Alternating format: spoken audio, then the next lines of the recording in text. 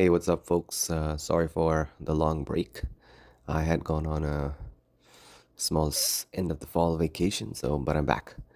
And before we proceed, I would like you all to subscribe, like this video, and also check out my book on Amazon called The Dead Souls of Atlantis. Yep, that's me, Kal Sakura. Today's video is about the three occult pillars of world governance. These are the three main pillars, the three main modes of control that the world government uses to control the population of 8 billion. This control is completely mental. Before now, or let's say before 150 years ago, this control was physical, was military, was materialistic, but they realized quite some time ago, around the 1500s and 1600s, that physical control or religious control is not going to be enough. So actually, religious control was mental control before. Religious dogma was the mental way of controlling things, and the physical way, of course, was through laws and rules and policing and other things, just like it's now. But it was more so on the materialistic side of things, because world was deprived of things, and there was poverty all around. So ever since last 400-500 years, there has been an attempt to revive the mental programming, the polytheistic ideologies, the monotheistic ideologies. They worked for, let's say, a good amount of 3,000 years, since the collapse of the Bronze Age, okay, which happened in 1000 BC.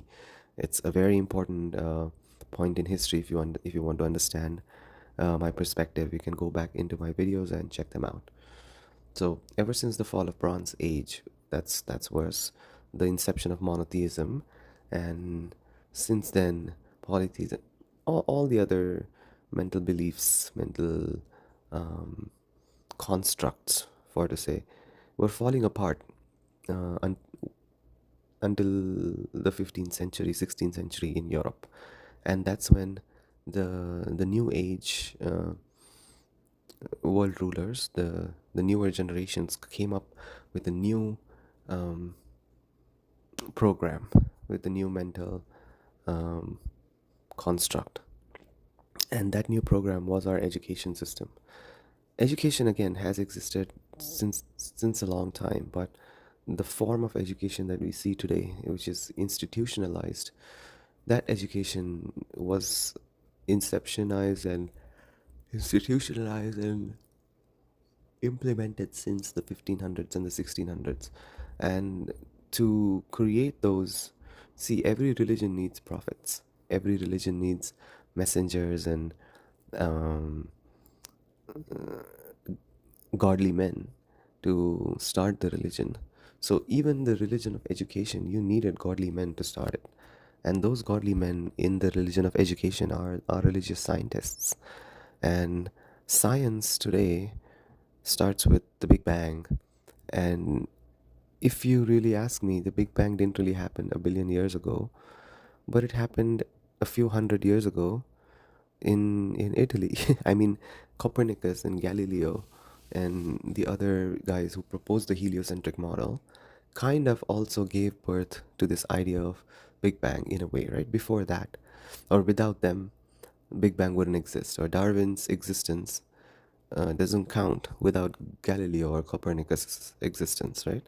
So they had to first create some godly men to be able to, set up this religion of education. And these are the early age scientists, Newton involved, are a few of these godly men.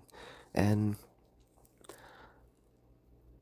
you can more so see the three pillars of occult world governance that we're going to talk about implemented in religion, with a very heavy hand. And you can see it all around you, mostly in education, religion, politics, societal hierarchies, your family dynamics, and everywhere. But you will more so see it in education with with an extremely heavy hand. So what are these three pillars of occult world governance? Well, the first one is fetishism of authority. Now, what is fetishism of authority? It's in the name, that creating an authority figure, or creating an upper hand, an all-seeing eye over every process of your life, over every possible aspect of your life. Imagine anything that affects your social life. Imagine anything that affects your mental, physical life, and trace it all the way back, and you will see that there is a government hand guiding this philosophy that has been flowing to you. At point that they are also the ones who are making it and propelling over to you. Now, when I say government, don't think of the leader that you elected in your last elections, or don't think of your local senator or your local member of parliament.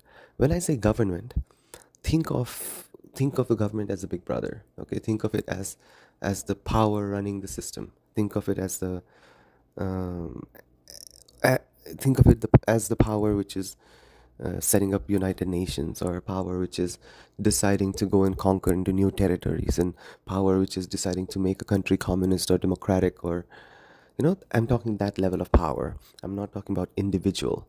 Okay, so whenever I say government, think of an ideology and not an individual. All right. So fetishism of authority means it's a thought blocker. Okay, it's nothing but a thought blocker for an individual. So how can you keep thinking like a janitor? Okay, a janitor could be a janitor but still could have thoughts of a principal, right? It's possible. Even without education, let's say they don't have formal education, but there have been great people in the world even without formal education, right? Actually, most of the great people in the world have been great because they had a great way of thinking without having um, the chains of formal education. So mm, a janitor could also have great thoughts. Okay, could also think like a saint, could also think like a principal, a teacher. But if that happens, the whole status quo of the society will collapse. Okay, if janitors start giving speeches, and if bus drivers start talking like priests and giving sermons, and talking pieces of higher knowledge, let's say, um, society will collapse. That's not how it works, right? At least the society the rulers have built will collapse as it is today. So a janitor's thoughts have to align with his work. No one likes a smart talking janitor, right? And no one also likes a simplistic billionaire, a simplistic millionaire. Both are abused. A simplistic millionaire will be abused for not showing off, and a janitor would be abused for showing off. So to keep both of them in line, or rather the janitor in line, because the billionaire will manage through. It's the janitor who has to actually figure stuff out. So if you want to show, if you are the designer of the matrix, and if you want people to show up to work day in and day out, you have to also keep their thoughts trapped in a continuous loop. So so so they don't get a new idea, a new introspect into their own life, and begin on a new path or a new journey. And they show up to work day in and day out, and that's the only option they have. And hook them up with a kid and a family and a woman to take care of, or some social responsibilities that they feel obliged towards, and you have your job done, right? You've locked them for life. They won't question what's been given to them, because again, fetishism of authority. They wouldn't question, of course, the information that came to them through the education, through media, through religion, because again, fetishism of authority. So everything else also, this is a very small example that I gave you, but everything else also in the world runs under the label of authority, runs under the hidden hand of authority. And you have no idea how authority, or how much authority, has shaped your perception of the world. This is unknown authority, right? Like, let's say whenever you think about something which is beyond the scope of your work, or beyond the scope of your view, such as, oh, how must have someone sent us like a spacecraft to moon, let's say, or what is the process of sending it, or what is the process of um, digging for oil, or what is the process of uh, fossil fueling, or what is the process of moving a ship from Americas to, let's say, Singapore. We have never really thought about these things, because we whenever a thought that troubles our mind comes to us, or a thought that is too uncomfortable for our being that comes to our brain, we dismiss it by saying, oh, let the experts think about it. Okay, oh, there are a billion people in the world, I'll let them think about it. Okay, I'll focus on what I have, I'll focus on my happiness, and I'll let the others think about it. Even though I have doubts, oh, there are like 7 billion people, 8 billion people in the world who believe in this, so I'm not going to be a smart ass and say, oh, it doesn't work this way, or something's not right. I'm not going to say that, because yeah, they are experts and I trust in authority. So this trust in authority is very dangerous, actually, and this is what has shaped a lot of our perception of the world, is this unseen, unwavering trust in, again, unseen authorities. Like education, we don't know who writes our education, like who writes our books, or who approves our books, or our parents don't know, our parents don't investigate where the material is coming from, even if it's right or wrong. We just go to a school, we repeat it, we pass it, and that becomes our reality. Okay, so fetishism of authority, it's a huge thing. You might not know, but um, imagine these are the three pillars of world occult world governance, and imagine how important they would be. Okay, second pillar of occult world government is irrationalism. So irrationalism is firstly promoting irrational behavior while suppressing rational behavior, and also it also means putting irrational people in places of power, in places of influence, giving irrational people the importance that they don't deserve, or actually give them elevated importance, give them seats of power, give them media influence, give them fame, fortune, everything. Okay, promote irrationalism, promote irrationalism as much as possible, and condemn rationalism, condemn rational behavior, call them nerds, call them idiots, call them simps, call them backward, call them traditional, call them right wing, labelism, give them whatever labels you want, but promote irrational behavior. That's the second occult pillar of world governance. I don't need to say further. You have tons and tons and tons of example in our society which are absolutely incapable of ruling the society, making decisions, and um, giving any guidance to the public. Actually, they have such messy lives, they have extremely complicated mental health issues, and they are the people who are supposed to be idealized. It's because, again, irrationalism. It's an occult pillar of world governance. Okay, it's not a joke, it's a big thing. Look at it. Kim Kardashian, freaking Jay-Z, and whoever, man, just look at the celebrities around you. Even the good people like Mother Teresa, the popes of the world, even those people are not what you think they are. Okay, the gurus, the spiritual gurus of the world, and the royal families of the world, and all these nobilities of the world, all these goody faced nobodies, actually. Ah, these guys are the worst. And these guys are actually at the pinnacle of irrationalism. And again, I won't talk further, but that's the second occult pillar of world governance is irrationalism. The third and last pillar of world governance is formalism. Okay, so first was authority, irrationalism, and formalism. You see, all these three go hand in hand. Okay, formalism is creating a process, an unnecessary, undue process for anything simple. Okay, that's formalism. Create an unnecessary official structure for something is formalism.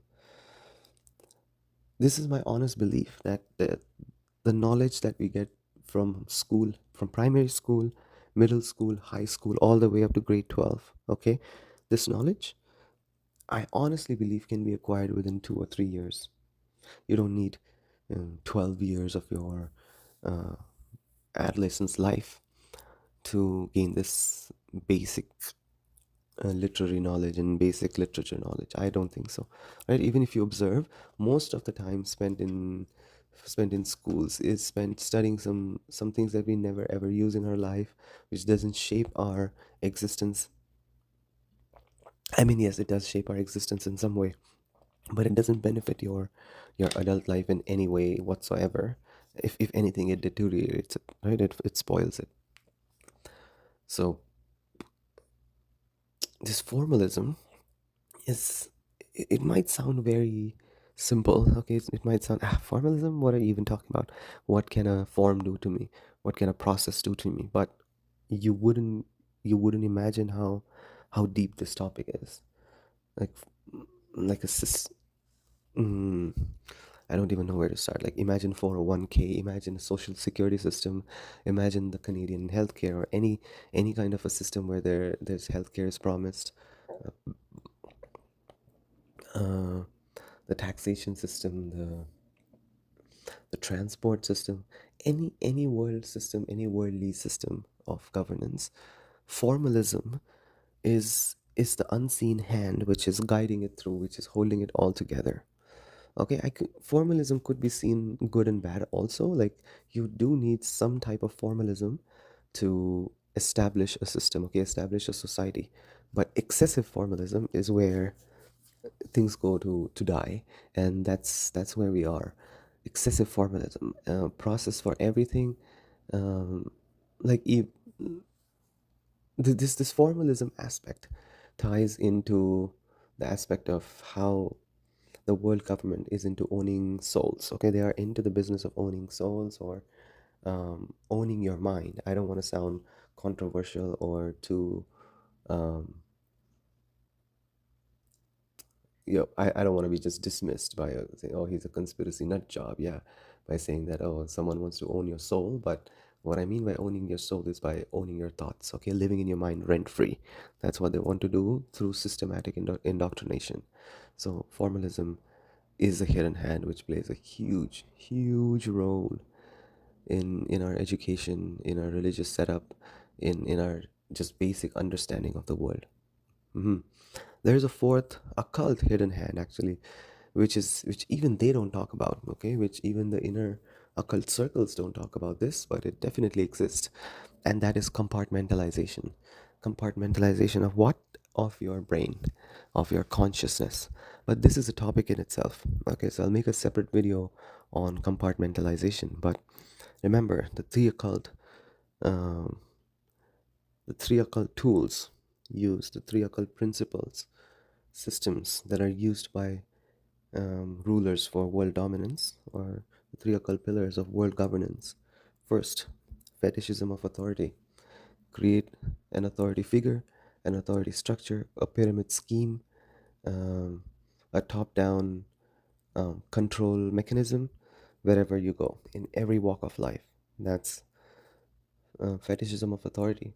And because of that, our brain is also conditioned to believe and trust and blindly follow um, the dog, the dog that is herding the sheep, the dog that is leading the sheep. The sheep is following an authority. The sheep is following a pack, a leader without question. That's what they're creating um, us into too. Second is irrationalism. Okay, put irrational people in those powers, in those authority figures, in those places of influence, and then let them change your behavior patterns, your thoughts, and your um, feedback that your brain receives. The third is formalism. So create unnecessary processes, lengthy processes for even basic things in life. Create very opaque, not transparent, but opaque processes, wherein even after being in the system for, like, say, education system for 15, 20 years, it's not guaranteed that the product that will come out will be smart, right? You must have met tons of educated idiots over the world. Education doesn't guarantee intelligence, right? It just guarantees you to become a good citizen. It guarantees you a job. Even that's not possible right now. So education and intelligence are not two mutual things. Okay, education is training to become a citizen. That's it. It has nothing to do with intelligence. So formalism is this third hidden hand that plays a huge part um, to keep us in line. Okay, so see how all these three things fall in place with each other. Okay, fetishism of authority, irrationalism, and formalism, they all go hand in hand. And these are the three occult pillars of world governance, with the fourth pillar, which is compartmentalization, which we will talk later. Hope you had a great time. Check out my book, The Dead Souls of Atlantis. I'll see you next time. Peace out. Bye.